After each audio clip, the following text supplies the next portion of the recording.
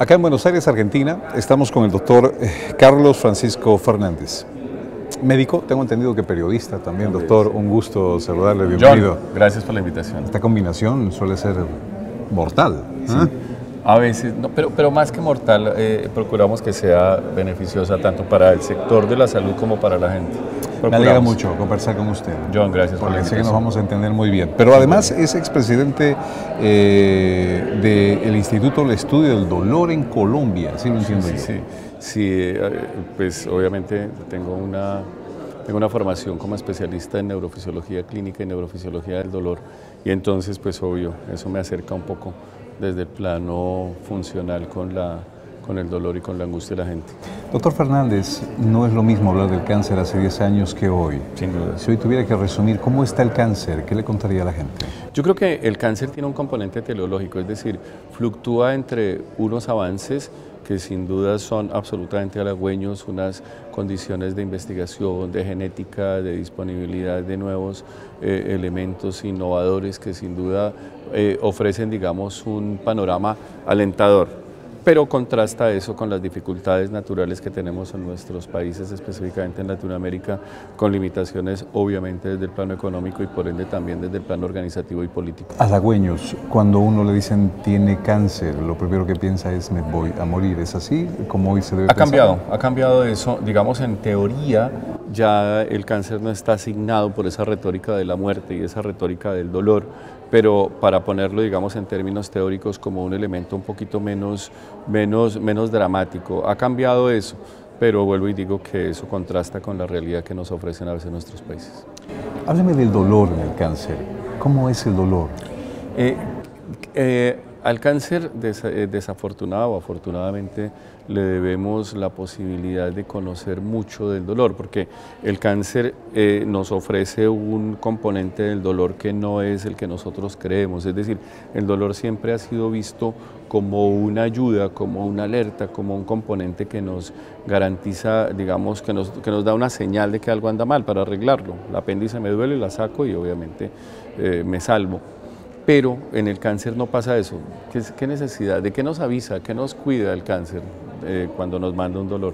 Nada, entonces ha servido como elemento para conocer y esencialmente para estudiar el dolor dentro de su máxima expresión, que es el dolor de los pacientes con cáncer y específicamente los pacientes terminales. Entonces, a partir de la relación de los pacientes con el dolor, la Organización Mundial de la Salud lanzó hace ya 20 años la guía para el tratamiento del dolor, y ahí surge un componente que le hacía falta a la medicina del mundo, que era la medicina del dolor.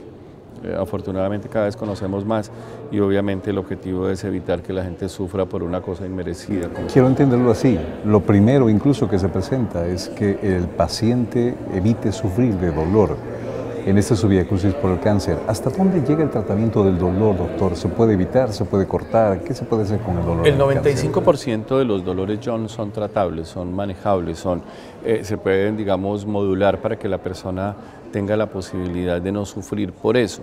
Pero al igual que ocurre, por ejemplo, con las mismas herramientas para tratar el cáncer, en nuestras poblaciones desafortunadamente no es una prioridad. Entonces, cuando se elimina el dolor, cuando se elimina este componente de sufrimiento, el panorama del paciente cambia de manera radical. Pero vuelvo y digo que no es la norma y desafortunadamente un porcentaje, por decir de alguna manera, limitado es el que tiene acceso a la medicina verdadera del dolor. Entonces, conocemos mucho también, pero la posibilidad, y sobre todo que en el dolor se utilizan herramientas muy simples, básicamente son analgésicos bien ordenados, coadyuvantes desde el punto de vista farmacológico y procedimientos desde el plano quirúrgico que van desde el simple bloqueo hasta la ablación de los nervios, obviamente buscando eso que acabas de decir de no sufrir. Ablación de los nervios es cortar las terminales nerviosas. Bloquearlas, bien sea desde el punto de vista quirúrgico, bien sea desde el punto de vista bioquímico, o bien sea a través de la aplicación de algunas sustancias. Incluso hay elementos que modulan esto desde el plano externo con interacciones desde el punto de vista electromagnético, con estimuladores eléctricos y medulares, pero son herramientas, digamos, en las últimas instancias y en algunos casos digamos, necesarias, pero por lo menos en el caso de los estimuladores muy costosos también, ¿no? Entonces procuramos ser, digamos, más preventivos que otra cosa antes de llegar a estas etapas. Me está hablando de otras clases de dolor, por ejemplo, el que pasa a la familia cuando se entera de que un familiar tiene cáncer, o el dolor económico también, que es imperante para poder tratar el cáncer. Esa pregunta que hace John es muy valiosa, es muy importante. Porque el dolor está asignado, el dolor es un componente personal e intransferible, cada persona padece específicamente su dolor de una manera esencialmente particular, es decir, el dolor que tú padeces es distinto al mío, pero hay una cosa muy importante, no es el mismo dolor, el dolor no es el mismo si la persona está sola, si está acompañada, si está en buenas condiciones económicas o si tiene deudas, no duele igual en enero que en diciembre, no duele igual el fin de semana que un lunes. Y esa familia definitivamente padece también componentes de alteraciones emocionales que son factores determinantes de perpetuación o de agudización de dolor, incluso así no estén enfermos. Eso es una cosa muy interesante porque el dolor es un algo que sin duda comparte factores y naturalmente se alimentan a partir de relaciones o no relaciones. Y es una cosa muy interesante que a veces se olvida también. Quiero ir un poquito a la sensibilidad suya, aquella sensibilidad que muchos médicos, y se entiende además, la han podido perder por un constante compartir con el paciente. ¿Cómo hay que entender al paciente en su dolor con el cáncer, doctor? Hay una cosa que es muy interesante aquí, es que lo primero que uno tiene que entender claramente es que al paciente hay que creerle. Y creo que quienes manejamos dolor tenemos la imperiosa obligación de meternos entre los zapatos del paciente, de su entorno, de saber exactamente que si en teoría conocemos cuál es la intensidad de un dolor que puede agobiar, que puede maltratar la existencia, incluso desear la misma muerte, acelerarla para evitar el dolor.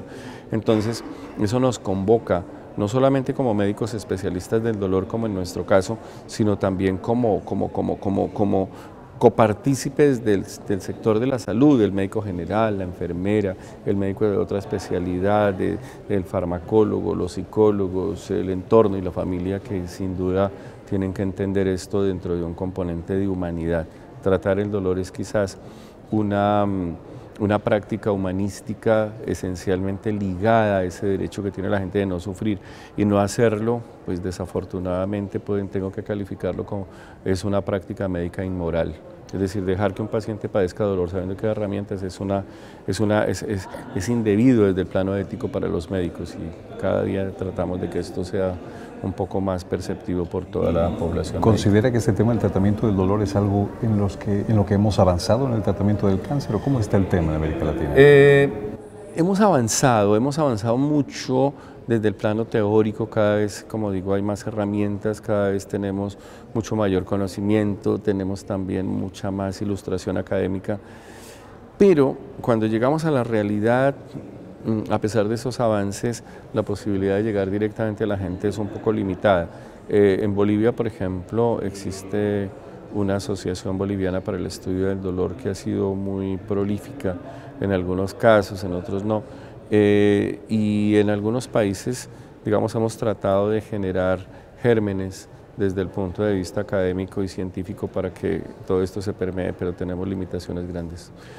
Termino con esto, doctor. La segunda causa es el cáncer que mata en Latinoamérica. Desafortunadamente, sí. Tenemos todos trabajo, los médicos, en seguir investigando, los investigadores en tratar algún día, si Dios quiera, de solucionarlo. Aprovecho que usted es periodista y le pregunto, ese papel del periodismo hoy con relación a esta segunda enfermedad que mata en Latinoamérica, ¿cuál es? Ha sido muy pasivo, desafortunadamente, con las honrosas excepciones. Nos hemos quedado, digamos, en un componente reactivo de convertir esto más en una noticia que transmite temor, que transmite miedo, y nos hemos olvidado del papel protagónico que deben tener los medios como elementos dinamizadores en ese proceso de cogestión del riesgo que nos toca a nosotros también. Modular comportamientos, inducir cambios de conducta, inducir, digamos, elementos preventivos, de exámenes que sin duda se pueden hacer, insistir de manera permanente en que estos elementos sin duda están ligados al desarrollo y al desarrollo de la general y de la comunidad, digamos, dentro de un marco, digamos, colectivo, pero también individual. Entonces, creo que los medios nos hemos olvidado de eso y nos hemos quedado desafortunadamente en permear noticias. Entonces, se vuelve noticia el cáncer cuando algún personaje importante lo tiene o cuando definitivamente termina con la vida de alguna persona que conocemos, pero no es un elemento de permanente difusión a partir justamente de estas necesidades. Creo que los medios tenemos mucho que hacer dentro de una premisa de responsabilidad que en algunos casos hemos dejado de lado. Entonces creo que hay mucho trabajo por hacer en ese sentido. Para el 2036, el número de casos de personas que mueran va a incrementarse en 106%, dice el informe de The Economist. The Economist sí, pero también me gustaría decir que también si vamos por donde vamos, las personas se van a morir en ese número, John, pero también podríamos pensar que a la par también otras se salvaron.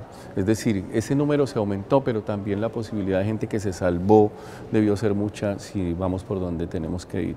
Entonces, el número sí, pero también la prevención y los casos evitados también deberían ser resaltados, ¿no? Me quedo con esta frase: en el caso del dolor hay que hacerle caso al paciente. Total. Siempre hay que creerle y esencialmente entender que el dolor que yo tuve alguna vez no puede ser el mismo que tiene otra persona, porque eso está ligado esencialmente a la forma, a la personalidad, a la historia de vida de cada uno. Es decir, cada uno tiene su dolor y lo siente y lo percibe como es. Y la manifestación de es quizás, discúlpame, me alargo 30 segundos, 10 segundos, solamente para decir, la manifestación de individualidad más específica es como nosotros percibimos el dolor. El dolor saca lo bueno, lo malo, nos enfrenta a nosotros mismos y sin duda esa forma como nosotros lo dimensionamos es un componente muy personal, muy individual, muy particular y nos hace, digamos, entender la verdadera dimensión del ser humano, cómo percibimos ese dolor. Doctor Carlos Francisco Fernández, gracias por estos minutos aquí John, con nosotros. Muchas gracias y obviamente a toda tu audiencia en Bolivia. Gracias. Un abrazo. Para ti.